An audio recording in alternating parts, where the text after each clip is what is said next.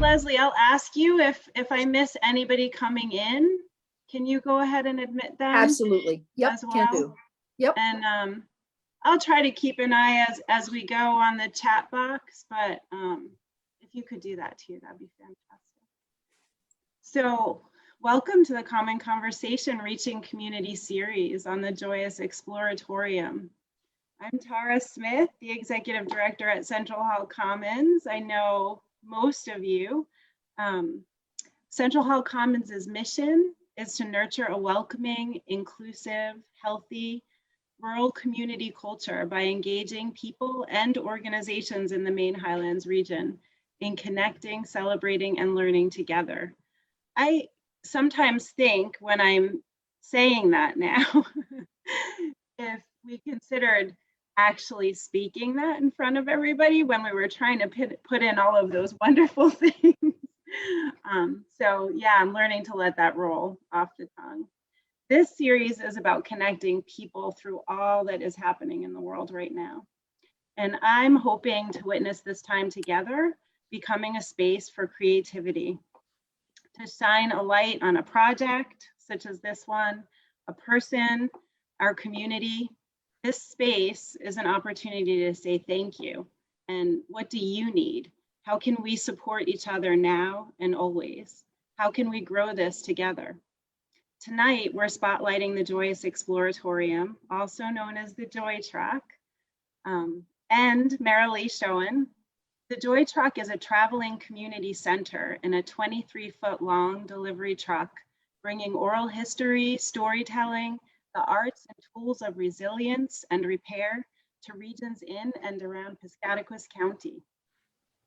Now, I'd like to invite each of you to get a beverage of your choice, get cozy, get a blanket, a snack, and just enjoy this space together. I want to kind of look at it as a Zoom version of a potluck, and do what we can to get creative with Zoom, get more comfortable and closer with each other while we're still in this world of technology as we'll continue. So stretch as needed, take breaks as needed, jump into the conversation or just sit back and listen.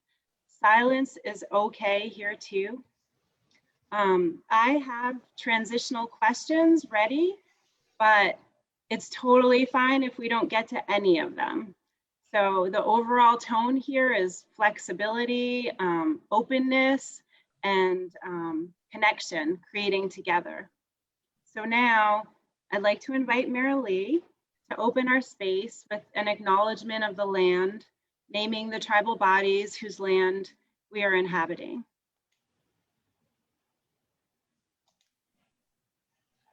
But first, I'm unmuted. Okay. Thank you, Tara. I'm really glad to be a part of this gathering. So happy to see all of your faces and that the Common Conversations is being revitalized, because I think it will be an extraordinary resource going forward. And I would like to take a second to acknowledge that while we're all in our individual homes, we're in our spaces, the land that we are on belongs to the Wabanaki Confederacy, which is made up of 5 different tribes: the Maliseet, Micmac, Passamaquoddy, Penobscot, and Abenaki. And Piscataquis County, which most of us are in, I believe, is the Penobscot territory. And so want to open with that and ground ourselves in that knowledge, and especially as we begin to consider tonight and in consecutive nights what we want to see in our communities, and what we want to see in places that we call home. Knowing the history of our home is also important. So just acknowledging that, and again, thanking all of you for being here tonight, talking about the Joy Truck. Tara, you introduced it really beautifully. It's essentially that. It's a big old truck, 23 foot long, that is designed to partner with community organizations like the Central Hall Commons and to partner with projects like the Voices from Home through the oral history project that the Thompson Free Library coordinates, to go into neighborhoods and to go into parking lots and existing community spaces and to create gathering spaces, to make art and to tell a story and to get to know one another, to learn about our environment, and to generally strengthen the threads of our community that for particularly this year has thinned, right? Our sense of community has frayed. And probably before the pandemic, it's kind of difficult being in a frontier county to feel connected to resources and to feel connected to one another. And so by creating a traveling community center, it's our hope that, those resources can be brought to people, people can be brought to resources, and there's a lot of expertise and some really extraordinary people that are our neighbors. And so the general idea is to go to folks and invite people to, hi Erin, welcome, we're just getting rolling. Just talking about, it's, because it's in motion, it can connect people that are typically far away. And we'll get into some of the concrete elements of this project in a moment. But a few people have recently asked me what has inspired me to start this project. And I thought I would share it with you, not just because it's a personal anecdote, but because it might inspire you to think of times that art and storytelling was helpful for you, or you watched it be really helpful for a neighbor, or the ways that you can see activities like making a piece of art or mending a piece of clothing or sharing your life story would be beneficial. So a little bit of background about me for those of you that don't know me well. I spent the last on and off 6 years traveling the country by car and vending in various communities in the Southwest, and generally bringing myself to places that I normally wouldn't have gone to. And that experience was really, it was really moving, and it really sparked something in me because I was meeting people that they were total strangers, but yet in this container of vending, which I was vending jewelry and just generally meeting other travelers, I began to notice the pattern that when we create a container that is judgment-free, that is perhaps novel, or that is just generally open, people want to share, right? People really want to share. People want to share about themselves. People want to make a piece of art. People want to be given the space to for themselves to, everybody wants to be known, I guess is what I'm saying, everybody wants to be known. And so I started to see that trend, thought about it. And then I landed back in Maine, and I was the AmeriCorps Vista for Erin Calloway. And I lived in Derby, which is a neighborhood that many of you probably know. It's near Milo. And I moved there because that was one of the places that was identified as a struggling area, right? Which many of our neighborhoods are in this region. And so I moved there, and I made a home studio and would often be working on my porch. And in the warm weather, I can remember sitting on my porch. I was tanning a sheepskin. Thank you, Louise, who's here tonight. I was tanning a sheepskin on my porch, and I would often be doing a variety of things on my porch. It was this wonderful wraparound porch right by the railroad. And this little boy would come over often, and his parents were struggling with substance abuse, and they actually, it was had several awful occurrences with that family. But he would come over and he would just sit on my porch and say, "What are you doing?" And, and he was 8, but he was still kind of surly. He was this surly little 8-year-old. "Why are you doing that? What are you doing that for? Why do you have bullets? Why do you have bones? What's this? What's that?" And he would come in sometimes, and I would leave my door open because it was warm, and he would just walk in. Be like, "Okay, you gotta knock, let's knock on the door and then you can come in." But he would just come in, and he wanted to hang out, and he wanted to participate. And so we spray painted his helmet gold. I had a hard time getting him to not spray paint the inside of his helmet gold. I was really afraid that I was going to cause this poor child some kind of like brain damage with the amount of spray paint that he used. But I use this as an example because it was what was naturally occurring. I didn't know this kid at all, and then more kids would show up. And then this kid would come over when he snuck out of his parents' house and got too stoned, and he just wanted to sit on the porch and talk because he couldn't, he needed a place to go. And a young girl who was struggling with self-harm would come over and show me her rocks. And it was very simple, very, very simple things that we were doing together. And yes, these were children, but the Joy Truck is all ages, right? We were all once children. We all need that level of acceptance and opportunity to express ourselves. And so that's kind of the background philosophy of this project, is that by bringing a space to people that might not have the resources to create that space themselves, but they have the energy to engage with that space, and they have the resources mentally and emotionally and the need to engage, a lot can happen. A lot can happen with that. And so that's a little bit of the background of this, of why I am doing this and why I look forward to seeing how this project can involve whoever wants to be involved.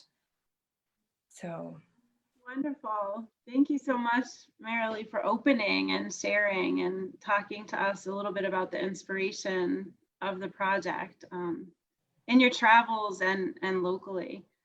It's really beautiful. I'm wondering if you and others too can share some examples of how using these modalities of the arts and making and storytelling can strengthen our community. And it's open to, to anybody's stories. So everybody is welcome to share ideas about how, just how using the arts and storytelling and tools of making can strengthen our sense of community.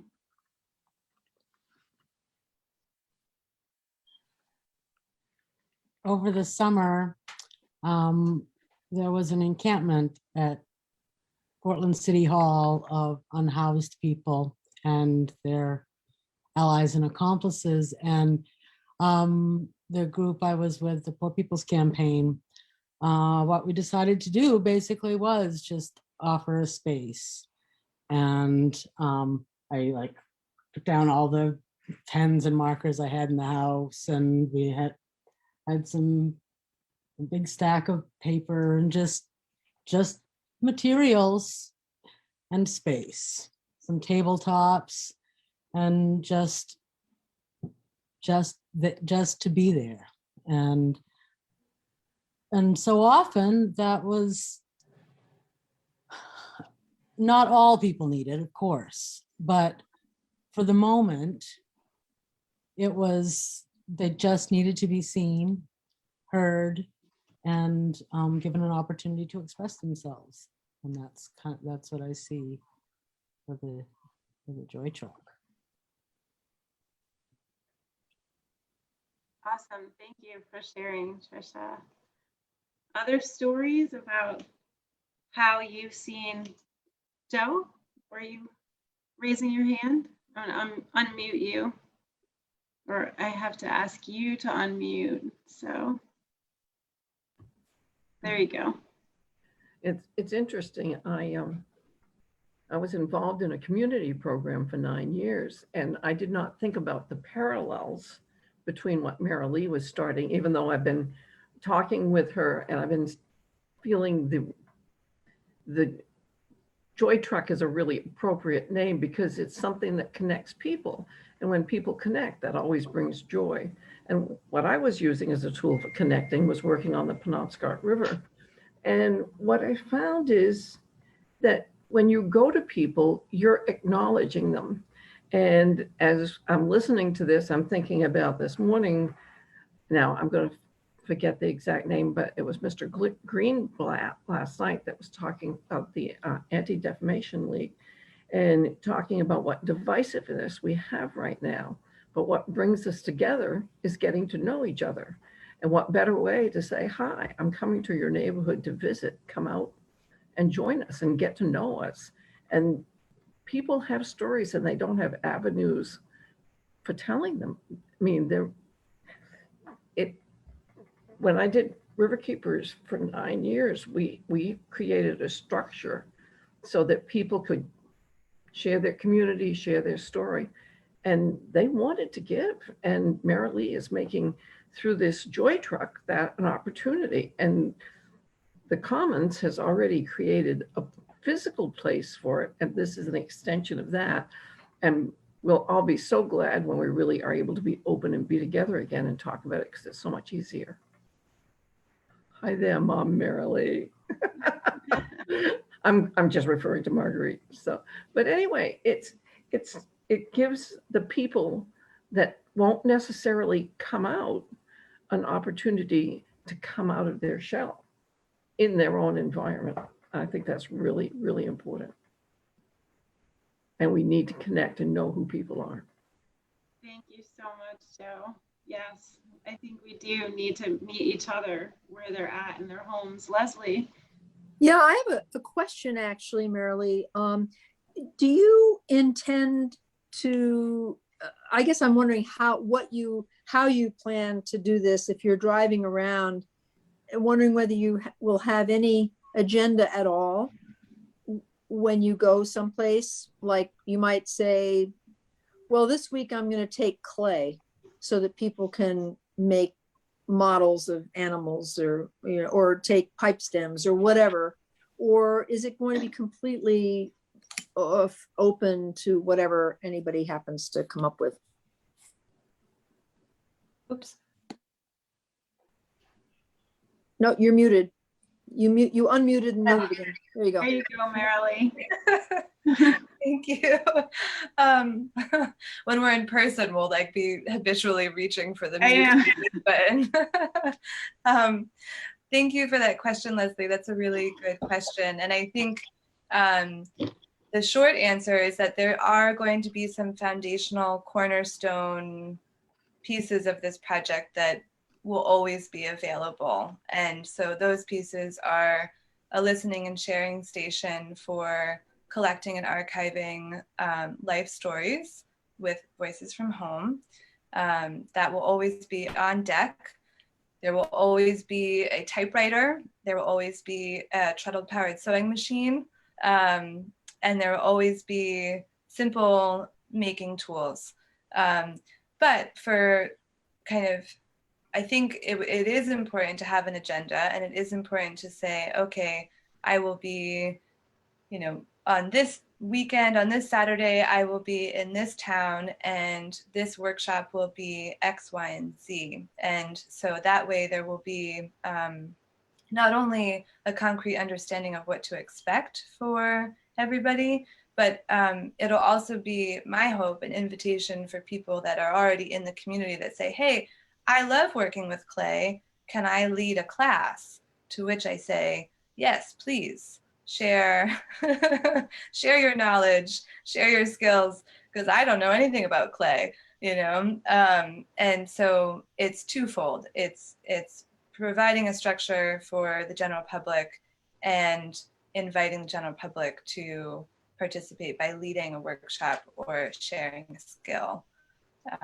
But either way, there will be notice ahead of time.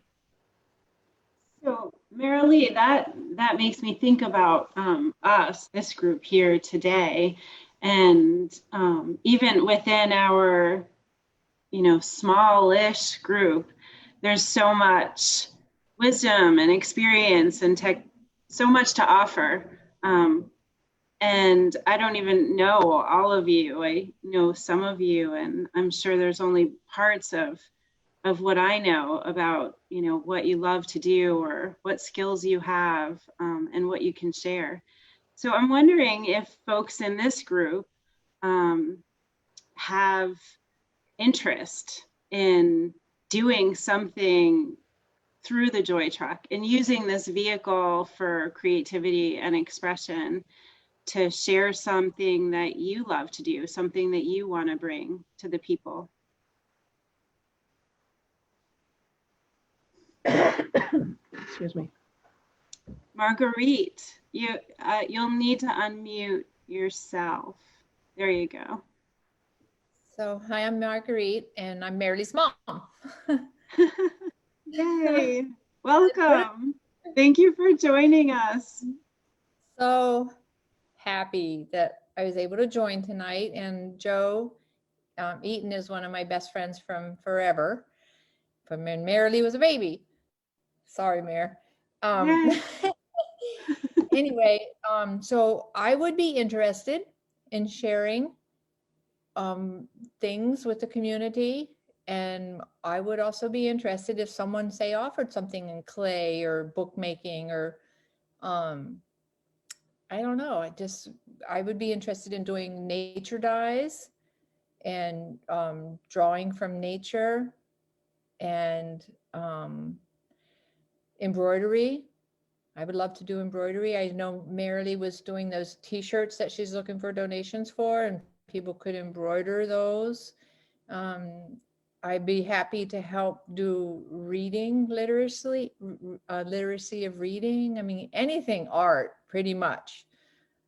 I used to teach art at the Setamocha Middle School when Merrilee was little. So I've been an art teacher my whole life and a teaching artist. So I'm happy to contribute in any way.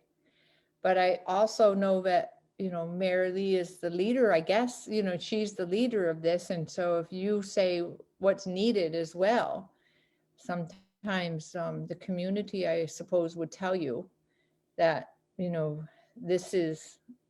would love, I don't know, I'm looking into making colors from wild mushrooms kind of thing. So I think I love what you have, that it's community based and specific to that community. So any way I can be supportive, I would like to be supportive and offer however I can help. So. And also, we might know people, like say Merrilee's going to Portland and then Maine, and then we know people in Portland, and we can reach out to that community, or she gets down to Woodstock, New York, or wherever the Joy Truck spreads its joy. Then we can also, as participants, and I don't know if you're going to have a board of directors or any any kind of group that's like a core group that can help you, so you don't feel like you're burdened with all of the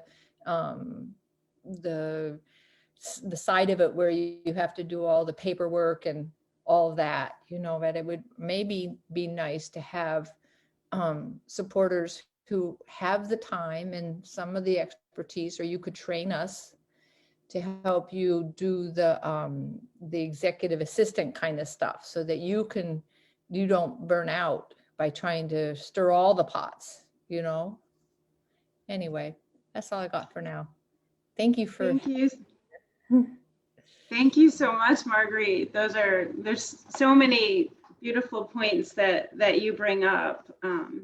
One that I love is just that idea of taking family and all that is family and extending that to community. So just kind of widening our arms and acting like family, realizing, recognizing that we all are a part of this, and we're in this together, and that just makes me think about what you were saying about not burdening, Merrilee or one person in the process. And one thing I just want to acknowledge before before I open it back up, because I'm sure there are many other ideas to contribute, is that Merrilee, in creating space and setting the intention to create space and making that kind of in motion, has opened up the opportunity to be supported without even having to direct that. And I think that that's organically happening. It's happening here, and I think that the creativity in just opening space and listening and being willing to be a part of something is already evident to me that that's successful, and that intention, I hope, continues to spread in all that we do, individually, as organizations, together as a community, because I think that that's how we can truly support each other. So yeah, I just want to kind of open that up again to other ideas. I know you all have them, and there are so many things that we can share. Christine, and ask you to just, there you go. Awesome. Yay. Step one accomplished. I think, Merrilee, do you remember when I think you first introduced the idea of Joy Truck to me, and you were posting your recycled paper mappings on the wall of your bedroom. You mentioned it would be a neat platform for teaching foraging skills, and that's always stuck out with me because, as you know, I am a serial forager of plants and rocks, actually, too. So I don't know at what point that could become useful, but I would be happy to share my foraging knowledge and skills with local communities. So, and I don't know to what extent I can participate in terms of gardening or wild rose flower farm, but that's also on my radar. I think Trish, I need to get my master gardener certification up to date for that to perhaps be a joint effort. But no, I'm language skills. I speak a couple different languages, so if we can sneak that into the art realm, then perhaps that would be another skill to share. But no, I'm open to suggestions too. If there's something that I do, Merrilee, that you think would be useful, then yeah, I'd like to hear it. And this is a project I support with all my heart, and I'm so glad you're doing it, and that you believed in yourself, and that you found the support that you needed.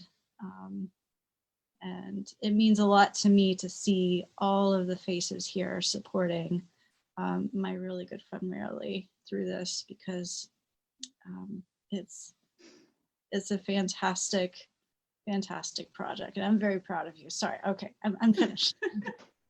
Thank you so much, Christine. Trisha is just mentioning flower crowns. Trisha, do you want to say something about that? About creating flower crowns? Oh, well, I mean, it's just kind of a natural thing to think of when someone says flower farm, and anyway, and it's a thing I've done with kids when I've been babysitting or nannying or whatever. There's just, making daisy crowns or more elaborate ones with adults. It's a pretty magical little thing to do. Christine says she's down. All right. Leslie. There you go. This is really exciting to hear people's ideas. And because what I was thinking, Merrilee, when you were first talking about this and about what I can offer, is I really love, there are two things that I'm working on in my life. There are a lot of things I'm working on, but I love to dance. And I was thinking that one of the things that would be really fun would be one of the things I'd like to do is help people to find their connection to the earth.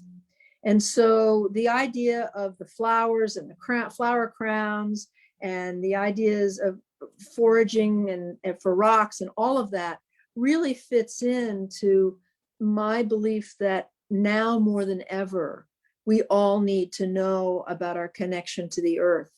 And you're going to take this truck around, and that works for no matter what age you are, is really sort of inviting people to be connected, to know inside how they're connected, because I'm interested in climate change, and that's the only way we're going to get people to be active in the world of developing climate resilience and acting on climate change, is to become identified with the earth. And so I think that would be really fun, and we could do it through dance and through imagining ourselves as animals. What is our spirit animal? How would that work? I was thinking of clay. I was thinking you could make your little clay spirit animal. So we need to recognize that, as Trish says, we are the earth, and so we really have to imbibe that. We have to really know it. So I would love to be part of it, and dancing would be, if you invite me dancing, I will always do it. You play the music, I'll dance. And I can also bring my drum, and we can do drumming. Yeah, I can bring one of my drums. Thank you. I was just going to say, Leslie, drumming would be great. I think you should do the drumming for sure. Well, you're going to have to learn and come and drum too. I've got I've got several big drums, dunduns, and then I've got several djembes, and we could have and blocks and all kinds of stuff. We could have a ball. Sure. Sounds like fun. I just want to take a moment because I am so wonderfully kind of blown over by the excitement and ideas that you all have put forth. And there are a few things I want to touch on just as kind of grounding concepts. Leslie, you're laughing, but I'm into it. We can have the drums, we can wear the flower crowns, all of it is, there's nothing that there's hardly anything I can think of that I would say no to, because again, this space is designed to be flexible and open. I think that everybody here is on the same page about welcoming and being inclusive of others. So that's kind of a known fact. And I wanted to just respond and say that any of the activity, it's my hope that one of the methods of the Joy Truck one of the things that it can accomplish is that it can go out to communities and offer these experiences while also nodding back to the anchor institution of which it's connected to, right? So the drumming can happen on the street, and then the drumming can happen in larger circles at the Central Hall Commons, for instance, or things that are activities that are taken on the road from the extension, perhaps, will be on the road extension and then can happen, likewise with the library. So I do want to say that there's this circuitous nature of this project that will always nod back to the anchor institution, will always acknowledge the folks that are leading the workshop, and kind of make sure that we understand the sources of these projects. There were a few, and I am writing notes, just so everybody knows, I'm writing down people's ideas and names because I am really excited that you all are excited. And I don't want to stop the generative brainstorming. And I want to go a few steps backwards to also say that Mom, Marguerite, hi Mom, thanks for coming. To your point in terms of the support and kind of core groups, I am also looking for focus groups. In addition to the core group that I already have, I've been blessed to work with Michelle and Greta and Tara and Trisha, and so many of you all already know about this project, and so I feel well supported, but I am looking for focus groups that would be kind of advocates for a larger neighborhood, or people that know a larger web that can kind of clue or key in others that aren't able to join us on a format like tonight, you know? So that is something that's also happening. And to your point, Mom, about traveling outside of the state, possibly, probably, but I think in the very near future, this project is for our region. So starting small, building out from there. But I would really like to see this reach our, you know, places like Abbott, places like Patton, places like Millinocket, you know, who knows? I don't know anybody in Millinocket, you know, and I don't know a lot of people in Monson. I don't know a lot of people in Brownville Junction, you know, and so how can we get to those places? But anyway, enough about that. We can, oh, yes, Leslie. Oh, I was just going to comment on that, Merrilee. I think you will be pretty busy in Piscataquis, in the Penquis region, probably. I'm not sure that I would bite off more than you. It's going to be pretty busy already, so. Yes. Thank you, Leslie. Merrilee, just to your point about connecting, you know, all of the organizations, bringing the work to different places, different sites. I just kind of wanted to take a moment to acknowledge the library now, and that connection with the Voices from Home project, and maybe talk a little bit about, invite, you know, Michelle and Greta to talk a little bit about the Voices from Home project and how they see that connecting to the Joy Track, and how they imagine that work kind of happening on the road. Okay, so Voices from Home, I got a grant for that. I think it's been 3 years ago now. I get a grant for that through Maine Community Foundation. And the idea that we wanted to collect the stories of the people in our community, because there are so many older people in our community with so many amazing stories that I had felt really strongly. We had a lot, at the time that I wrote the grant, we had a lot of people who were using the library that were in their 90s and 80s and 90s. And they always had so many really interesting things to say. And so I thought, oh gosh, we really don't want to lose all this. So I did this grant, and we've been like slowly working on trying to get ourselves there. We have done some long-term or longer histories. We've done a lot of slams. We've done some short, like little interviews.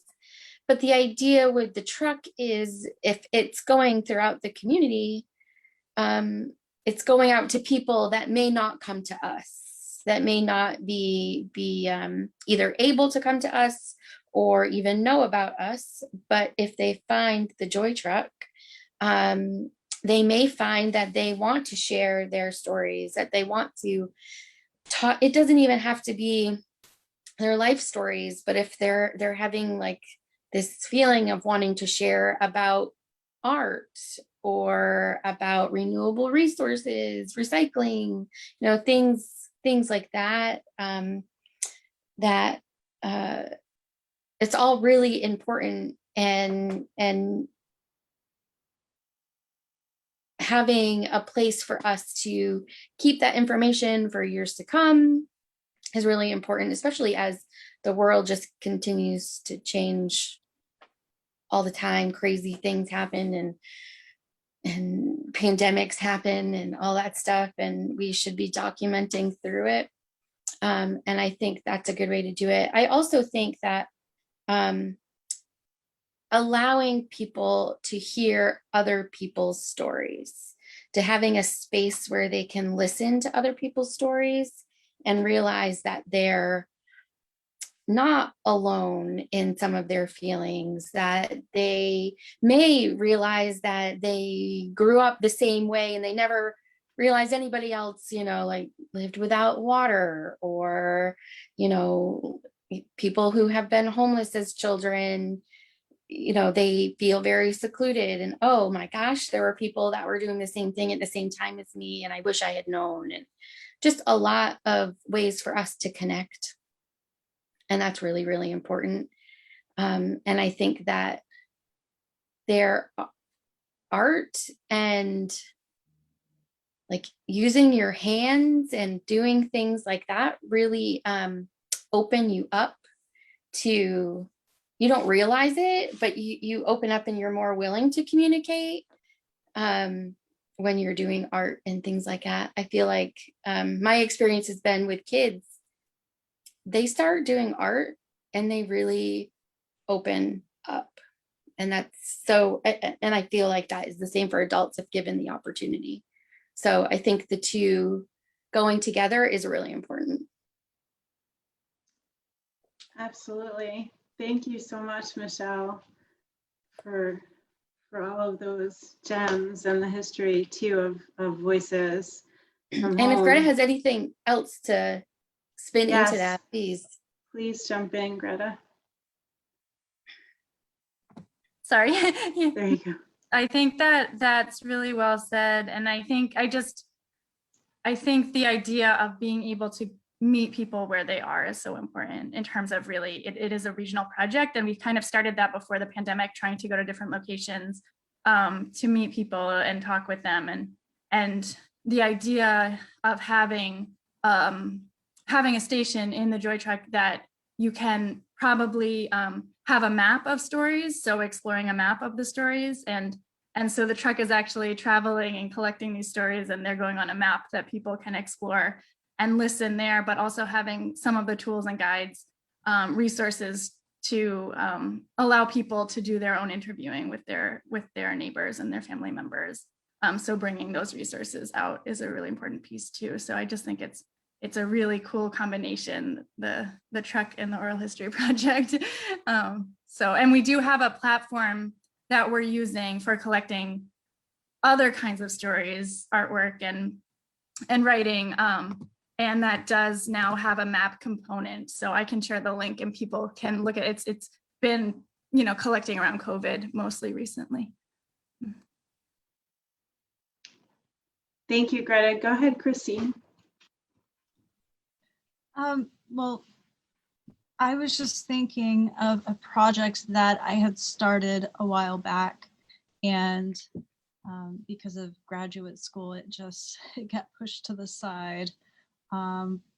But you were talking about literal stories, and there's another group of stories that I feel are equally important, and that's the non-literal. And so what I had started working on was a Dreamscape collection, and for people to share some of their most memorable or moving dreams, perhaps ones that they found to promote change work in some way. And I don't know how that would be integrated, but it would be a neat thing to see. If I gift you my project, I don't know, or I'm involved somehow, I'm not sure, but I would love to see a collection of dreamscapes across the county or the state. Yeah, we could add that to the list. That's beautiful. Thank you, Christine. Merrilee, do you want to comment on that? Yeah, I would. Thank you, Michelle and Greta, for speaking to the Voices from Home aspect. I'm really looking forward to that developing. And to your point, Christine, about the dreamscape, I mean, that's a whole, that is a whole other type of story, because we all have those dreams that we wake up from. We're like, oh my God, and you just can't shake it through the day, you know? And I could see that being a multimedia, mixed media project, right? That's something that could be spoken. That's something that could be written. That's something that could be drawn or painted. And which also reminds me, one of the ideas that we were kicking around that ties in with the oral history component, I think it was Greta and Tara and Michelle and I got together, and I think a reader's theater was suggested as another way of connecting with each other. So whether this is a dreamscape or it is a portion of a long form life interview, or it's a short story that, being read to by another, having small gatherings where people can listen to somebody's story is another possible idea, small gatherings. Yes, I love being read to and reading to others. I think it's the most nurturing thing. All of this is making me think about a recent conversation that I had with Beth about NAMI and mental health and art, and really creating programming with NAMI that is very focused on art. And have any ideas? You froze up a little there, Tara. There you go. Okay. Yeah, well, when I talked with you, I've been concerned about the fact that a lot of people, because of COVID right now, are looking for something perhaps fun and interesting, but fun to do, that's enlivens their mental health. A lot of programs that we've had in the past have been instructive in terms of, let's say, kinds of programs to help yourself with mental health. But, you help yourself with art too, and engaging in those kinds of projects, whether it be the theater or music or any visual arts as well, is helpful for mental health. And I think it's just really time for people to have a chance to try some things and do some things with the idea that, hey, this is going to make me feel a lot better if I engage in a few artistic endeavors. That was my thought. Thank you so much, Beth. And so I think all of these experiences on the road are so beautiful, and then feeling better. There's so much to feeling better, right? So resource,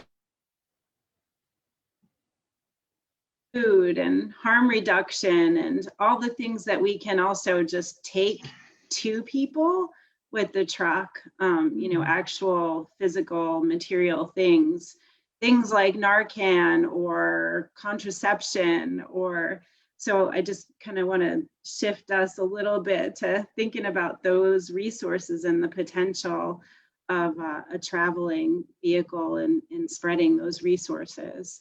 Does anybody have any thoughts or comments about resources we can? Yeah, go ahead, Merrilee, it's all you. Well, yes, that I want us all to think about the resources, but I just have to quickly tell a funny story. I was speaking with Chris, is it Winstead or Pados? Pados? Chris Winstead. Pados is a woman Oh, at it's the Congo Church. Winstead was the right. Chris Winstead. EDC. Yeah. And so I mentioned this to him years ago, and he said, well, what you really need is you probably need a fleet of these. You know, there probably needs to be multiple joy trucks, you know, given the robust nature of what this generates. And so I offer that as a funny story, and also to acknowledge the bounty of what we have to share with each other. You know, it's an incredible amount that we have to share. And so I love this kind of brainstorming session of the resources that we think are important. And I look forward to taking these kinds of conversations to the people that might be on the receiving end of a lot of these resources to make sure that it actually reflects their needs. And that's something that I think about as one of the next steps is, you know, this project is good and the ideas are really, really good, but if it's not meeting needs, then it's like the artist who, I think somebody, I forget the anecdote, but he said, you know, one artist actually did a land art piece where they were able to use toxic waste somehow and create it into this medium, and then they created this sculpture, but they basically were intercepting this waste stream and making a piece of art with it, right? So it had a direct impact, you know, versus the artist who decided to take a whole dump truck full of sand and dump it into a gallery as a way to make known that there was this issue with this public land, right? So there are two different ways that we can go about project development, and it's my hope that as an artist, I have all kinds of grandiose ideas, and I generate a lot, but it's my hope that it has a really a true impact, you know, and that it makes sense for people. Thank you so much for grounding the intention like that, Merrilee. Shauna, I'm wondering if you can share. Shauna is actually sharing a lot about Facebook comments that are coming in right now, because we are also live on Facebook. And I think there's been quite a few comments. So Shauna, would you be willing to share some of those for us? Sure. So, I'm just actually kind of having a conversation with one person in the comments about um, the ley lines that are in Maine. This is something that I was really excited about coming here from Michigan, and just the strength of the ley lines, the strength of the native connection to the land. Michael is hanging out with us on Facebook, and he speaks of doing shamanic work through New England and having noticed a big pull towards nature, and even more specifically the ley lines. And going back to something that Leslie had said earlier, you know, drumming circles and doing these things on the route for the Joyous Exploratorium would just be an amazing experience. I would sign up for in an instant.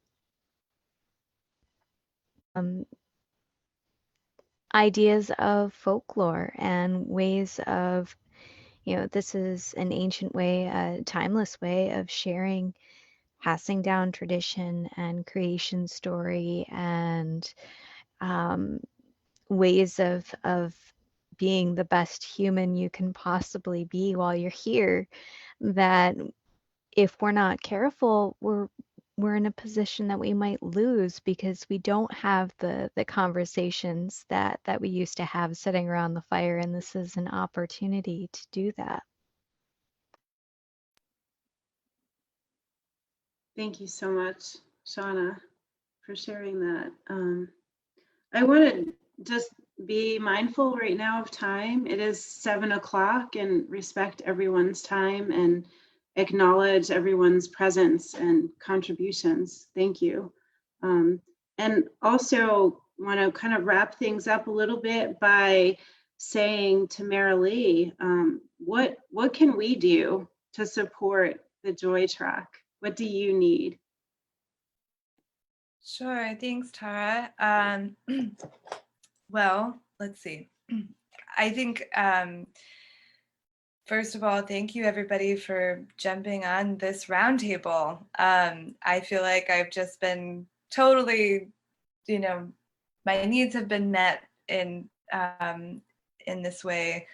The Joy Trek does need quite a lot more, and I think the next steps for me are going to be, I will be putting out a what's it called, the GoFundMe. I will be putting out a GoFundMe over the next week, and that is, so there's this financial component to this whole project.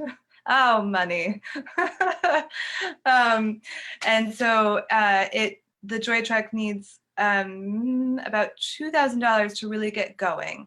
A lot of the renovations so far have been through barter, and I plan on continuing that because that's a strong philosophy in this, is that barter and trade and recycling and resourcefulness are all things that help us move from an extractive economy to a sharing economy, circular economy. And so that is primary, although I don't think I could bake enough brownies for the insurance company. So I will be fundraising to help support the mileage costs, the insurance, and the initial registration, and a bit of gas and community stipends. So if you know of somebody that is in a place where they can donate financially, look for the GoFundMe page, which will be posted through Central Hall Commons, through my personal Facebook. That will be made available online over the weekend. So that's kind of the first logistical thing that I need assistance with. Once that's kind of taken care of, then it's a matter of doing the work of connecting with people. The next step really is, who do you know in areas that might benefit from this? What skills would you like to share? What activities would you like to see in your neighborhood? What resources do people need? And knowing what you know about some of the cornerstone aspects of this program, help fill in the blanks, really, because this is community driven. This is really about the collective and making sure that, it gets rolling to the people that want to get on board, So I'm trying to think if there's anything else. I think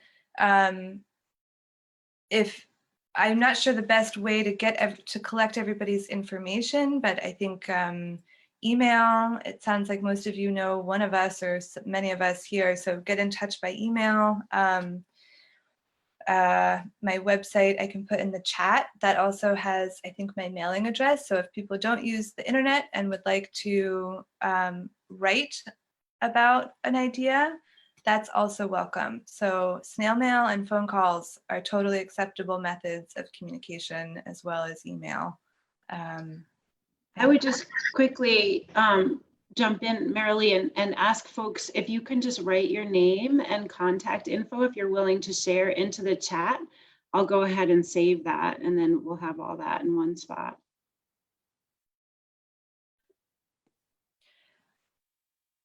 Yeah, thank you everybody for doing that. And I guess, are there any questions or closing comments or anything that anybody wants to share before we kind of depart for the evening?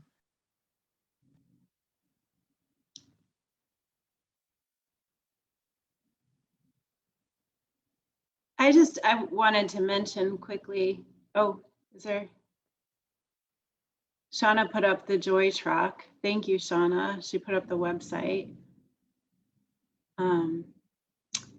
Also, just wanted to share that, Shauna made a beautiful, in collaboration with Merrilee, and lots of pictures and statements and words and experiences. She made a beautiful PSA video, public service kind of announcement video, that we've begun to share, that we've shared via email and social media, and are going to continue to share. And so I want to invite you all to use that to spread the word, and to just garner more support.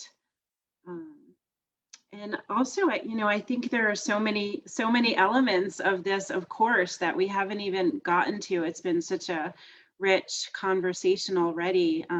But I know the idea of repurposing art and using what we have already in creation is really core to the work too. So I look forward to the possibility of continuing this conversation, having another conversation. And any other thoughts, Marguerite? Yeah, I have two thoughts, and one is I'm wondering if it could be sometimes be like a festival too. You know what I mean? Like not just a teaching kind of thing, but just like a gathering time as well. Like on Saturday, we're all going to gather and everybody will have a table or a display space or a time to dance or that kind of thing. So I was thinking that might be interesting aspect to kind of share people's joy to the joy truck about what they find joyous in life, whether it's just planting or gathering or repurposing or dancing or whatever that is, that there could be like a sign up, almost like, not like a talent show, much more organic than that, but something like that, like a festival kind of thing. I'm thinking about that. You know how like when the troubadours come to town and all of a sudden everybody's happy. So that was one thing. And the other thing, well, there are two other things. I've always been interested in, Merrilee, what was the kernel that started all this? So that's just one question to put out there, because I don't know if I've ever known that. And the third thing is, as a mom, and probably as all of us, that what is the safety built in for you as far as traveling and as a young woman alone sometimes. So I just gonna put that out there. Anyway, so those were my thoughts, and thank you so much everybody for allowing me to be part of this. I'm super proud of Merrilee, super proud. Thank you so much, Marguerite. Go ahead, Merrilee. Joe too.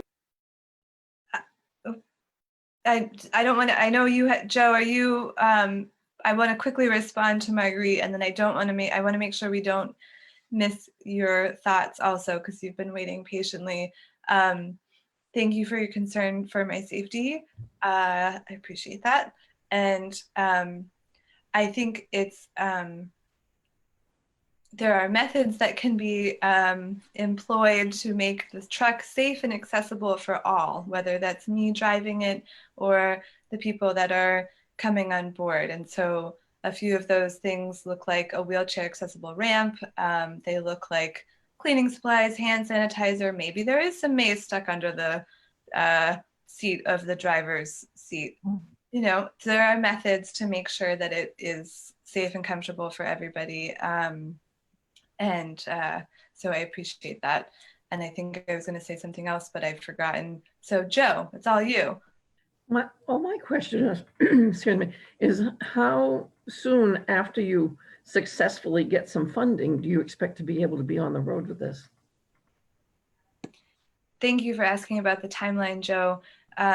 So there, my hope is that, and it might be smaller than what I initially thought, but my hope is that it will launch this summer. So I think this summer is a great time. We're cautiously optimistic about COVID and getting kind of everybody vaccinated, and there will be other COVID precautions in place for the space and for gathering around the truck. But yeah, my hope would be June, July, going into probably the fall. The initial idea was that there would be kind of regions. So a region a weekend or something to that effect, you know, going up to the northern part of the county in the beginning of the month, middle part of the county in the middle of the month, maybe another part of the county towards the end. And that structure is kind of loose, but that is the general idea, and an agenda and information will be put out ahead of time, certainly. But yeah, I think this summer, that's my goal, is that, you know, get it out there, get on board. Good. Thank you. Thanks. Wonderful. Other comments? Christine, please feel free to unmute yourselves. No, I was just petting my cat. Oh, It wonderful. looked like I was raising my Thank you. Merrilee, this is a great idea, and you've come a long way with it already, I think. So, you know, this isn't just a little germ. This is really developed into something real. It's real now. And so I think summer sounds good. And, you know, drum circles are great in the summer. And dancing is great in the summer. We know what you Yeah, like, fine. Leslie. Yes, thank you so much. This is just a fabulous conversation. Merrilee, whenever you feel complete, I'm gonna just kind of pass it to you to close the circle whenever you feel complete. Thank If I you. can, sorry, real quick before we close, there was one thing Michelle had said earlier, and I just wanted to reiterate this before we all go our separate ways today. And I'm paraphrasing here, but creating art opens the heart. And so sharing that with people is just such an amazing opportunity. And Merrilee, thank you so much for bringing this to us and allowing us to be a part of it. Thank you, Shauna. Thank you so much, everybody. And do check out Shauna's podcast. Shauna is an extraordinary interviewer. And thank you, everybody, for coming together tonight. And we'll absolutely be in touch. Bye, Christine's Cat Marcus. Bye, Greta. Oh, there it is. Bye, Tara. Thank you, everybody. Bye. Leslie, Thank Louise, you. Trisha, Katie, Shauna, Michelle, Joe, my mom. All right. Have a good night, everybody. Have a Good night, everybody. Thank you. Thank you. Thank you. Oh, and thank you to the Facebook people. Okay, bye.